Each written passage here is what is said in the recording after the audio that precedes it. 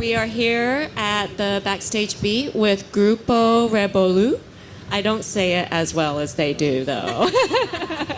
And we're here with Ronald and Johanna. Yes. So I caught your show last night at the Dance Pavilion, and it was so much fun. It was so great. If you see this group, there's no way that you can stay in your seat seated. You have to get up and dance. Yeah. So you are an Afro-Colombian band based in New York, right? Yes. Okay. And so what does Rebolu mean? It means gathering, a lot of people together having a great time. So that's basically what it means. Uh-huh. Awesome. Well, people do have a great time, judging from last night. Yeah, that's the idea. So how long have you been together as a band? 9 years. 9, okay. Yeah. How is Afro-Colombian music different from, say, Afro-Cuban music? I think the Afro definitely for a lot of musics, it's emphasized in the percussion. For Cuban or for Colombian, we emphasize a lot of percussion rhythms or the drums, the specific drums. So in the Colombian one, as Rebolu, we try to maintain our traditional percussion instruments that we put in our band. So you will probably see it. You see the hand drum, the tambora. They're mainly specifically from Colombia. So we maintain that, and that brings that Afro descendancy that we have. Some of those percussive instruments look very similar to some of the Brazilian drums and Cuban drums. So what makes it distinctively Colombian? They are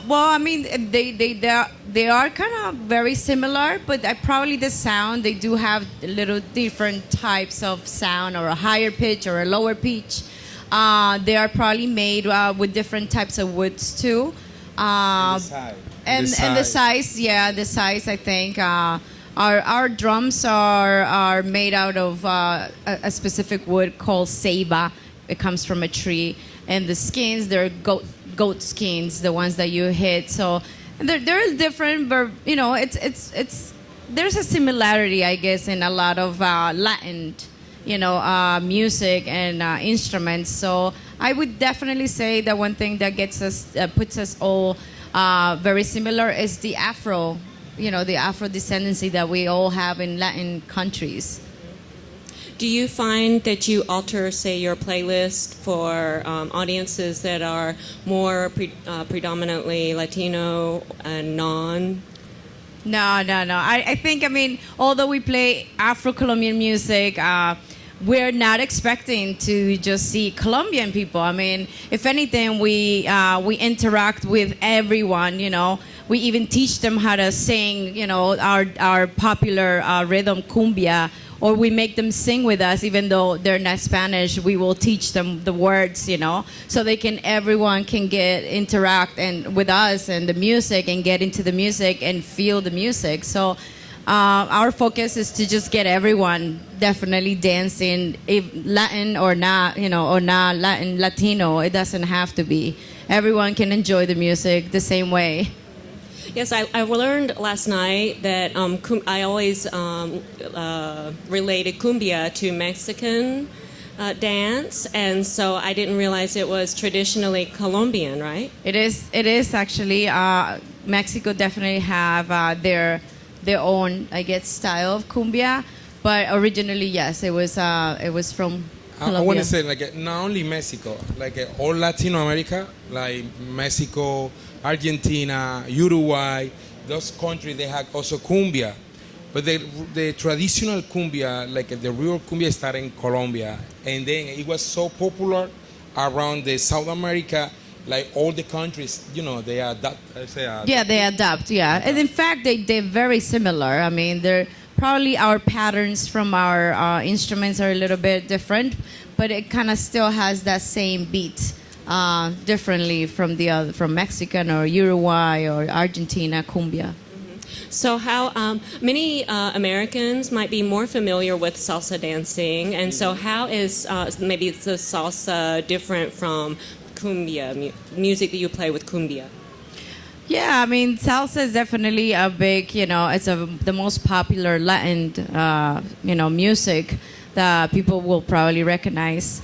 I mean, it is, there's definitely a big difference. Salsa, it has one rhythm. I mean, Colombian music, we have very different type of rhythms that we follow, and we emphasize that on Rebolu. We have bullerengue, which is one rhythm. Cumbia, it's another rhythm. Puya is another rhythm. So we have different kind of rhythms that we try to show people, that exist in Colombia.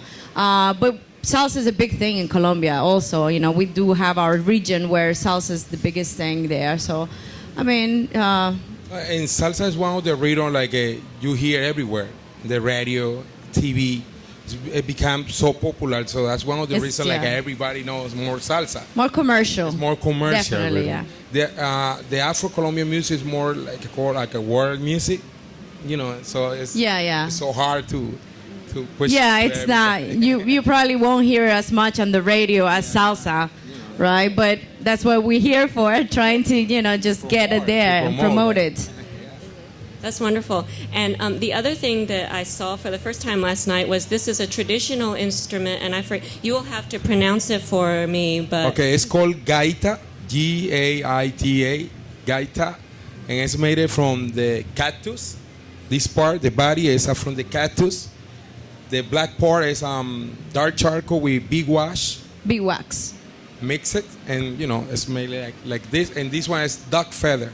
The mouthpiece is actually a duck feather. It's actually the most traditional. It's very indigenous, like a traditional from us. It was what our indigenous people left us, and this is definitely the most traditional that you would see in Colombia, and we maintain it. So are these handmade then? Or yeah, that's by handmade, artisans who specialize? Handmade. Yeah, exactly. They have to actually... it's a very unique instrument to make because they get it out of the inside of a cactus tree.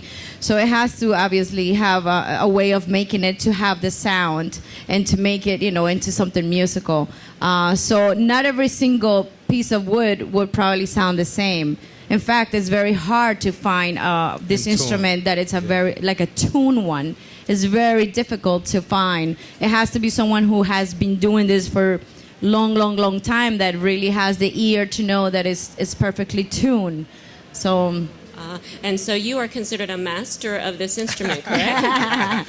No, I'm a real player, a normal player. I mean, it's it's tradition. I mean, it's where Rano is from. He's from Barranquilla, which is the north coast of Colombia. It's music and culture and all these rhythms and instruments is just part of their culture. I mean, they literally grow up just dancing and playing. It's just part of their daily, routine.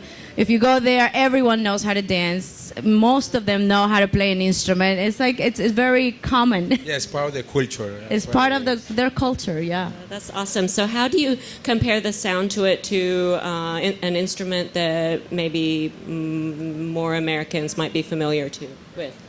Well, the sounds is very how you say, traditional. No? Yeah, like I mean, it's hard to compare. I can play a little, and then you guys gonna feel it. Yeah. Very hard to compare.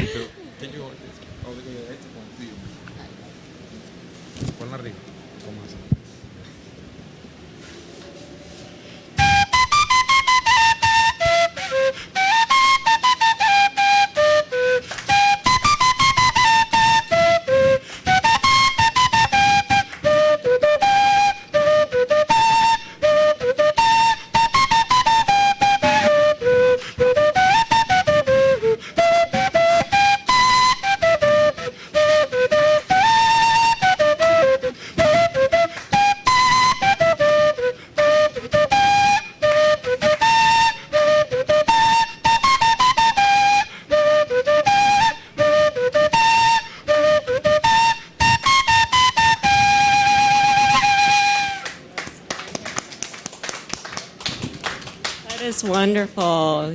Wonderful. Yeah, if you compare to the modern instrument, it's gonna sound so different. Sax trumpet, it has different sound compared to the gaita. Yeah, definitely the wood. The wood definitely makes a very unique sound. It's hard to compare it to something that's made out of metal, right? So definitely, it's very unique. So how long did it take you to learn this instrument? Well, I still learned the gaita, and I can tell you if you want to learn the gaita, it's gonna take like a year studying, understand the note and those stuff. I played the gaita when I have 10 years old, so now I got 36, so so that's what it is. That's the gaita. Now, let me see. I have don't have such a good memory sometimes, so I have to look at my notes. So now, you are married, correct? Yes, we are. And you come from family of musicians, and how did you meet? We met singing, playing, although we're Different from Colombia. bands and Colombian We both are projects. Colombians. We both come from different regions. I come from Bogota, which is the capital of Colombia.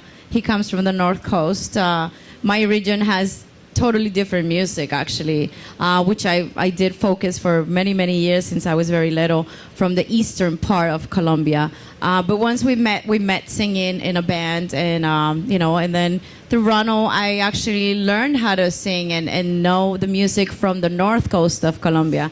Believe it or not, although I'm a Colombian, it's you just hear it, but I really didn't know much of it. Until I met Ronald and Rebolu, and they already had that idea going. And once we became a couple, then we really focused on bringing this band out and just, working with his arrangements. Most of the music is written by Ronald. So we worked together as a team to get this band, out there and teach everyone that we exist and that we have this wonderful music that Colombia has, So how is the music different from the region where you are from? Yeah, well, I mean, we have very different regions in Colombia, and we have 5 regions, and my region will definitely be more in the guitars and the string type of music. I'm actually a cuatro player. I play an instrument called cuatro. It's like a guitar with 4 strings, very much like a ukulele. And it's music that we share with our neighbor country, Venezuela. So it's actually music from Colombia and Venezuela called música llanera. It is usually played with a harp, with a cuatro, with a small string, and some maracas. So I would say it's music from the mountains, from our cowboys. It's kind of like that. So, and that's what I did for many, many, many years. Until we met, and then now I'm focusing and trying to learn, obviously, my own culture a little more about all the regions and all the beautiful musics that we have.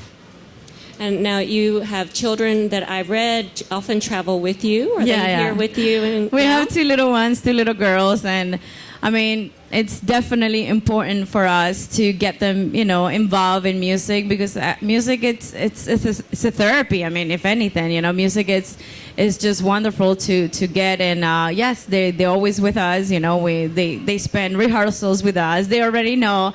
They know the music by heart. They listen to it. And now that they're a little bigger, they're 6 and 4. They're actually started singing.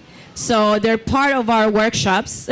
Now we explain to people different rhythms, and they're the ones that are singing sometimes, and they're actually wonderful. And it's great to have this as a family, because we get to enjoy the music and then also enjoy our family doing it. So. And I want to mention, it's like this is how we learn any culture. Yeah. You started from when you're a kid.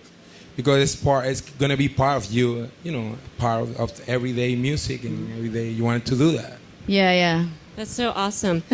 So before, I want to give the audience an opportunity to ask a few questions, but before that, I need to let everyone know when you are playing next. So today you will be at the Dance Pavilion over across from the depot at 3:45. Yes. And then again tonight at 9:45 at City Stage, which is across the street from the News and Record. We will be closing. Yes. Hopefully everyone gets there at night to have a fun time. Yes. And then finally tomorrow at 1 p.m. at the Dance Pavilion again. Yes. Yep. Okay. Would anyone like to answer a question? Questions. Or ask a question? Let me see if I can get... Oh, you want to change? Oh, yes.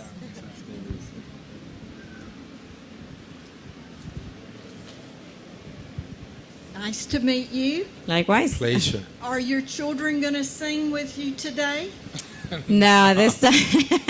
Not today. No, not today. They started school, so Thursday was the first day. So yeah, we didn't take, we didn't want to do that and take them here. They were very excited to start school. By the way, they were super excited. So we couldn't take them this time.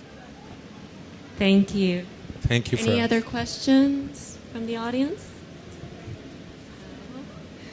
Well, definitely be sure to catch them again. They will be playing at 3:45 today at the Dance Pavilion, and then at 9:45 p.m. tonight at City Stage. And this is Grupo Rebolu. Thank you so much. Thank you. Thank you. Thank you.